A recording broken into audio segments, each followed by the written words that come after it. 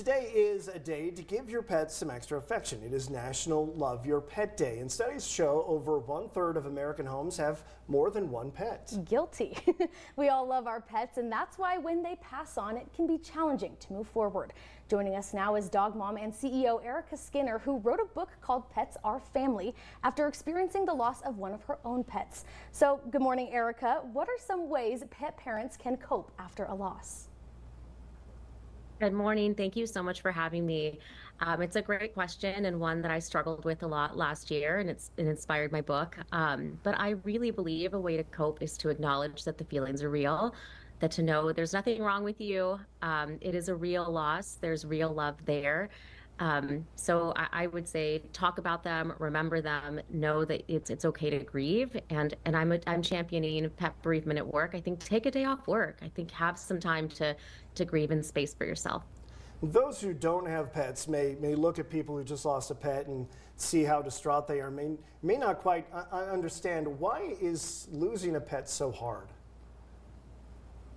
That's also a great question. I have four myself, now three. It's my family in the back. And you think it's inherently known that they are part of your family. You care about them. You share cute photos.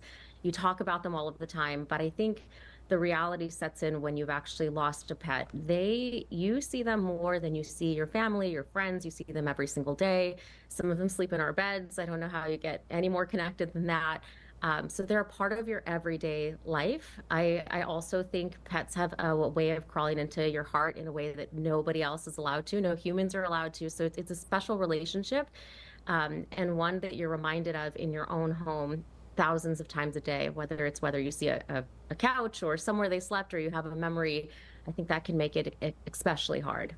Totally agree. And speaking of moving forward after that, is there a right or a wrong time to welcome a new furry friend to the family? So it's a harder question to answer. I would say the things to consider would be make sure you've honored and grieved your pet that you've lost. Make sure you're really ready to have a new pet come into your home. You definitely don't want to replace them. You want to have a new relationship with a new pet you've brought into your home. At the same time, if you live alone and you've only had a pet the whole time and you're lonely, I think that could be a reason to definitely want to have a new pet. I think it's just making sure that you're emotionally ready, and that you've grieved, that you've allowed yourself time to grieve. Yeah, that makes sense. All right, Erica, thank you so much for joining us this morning and helping out those pet parents out there. Thank you for having me. Of course.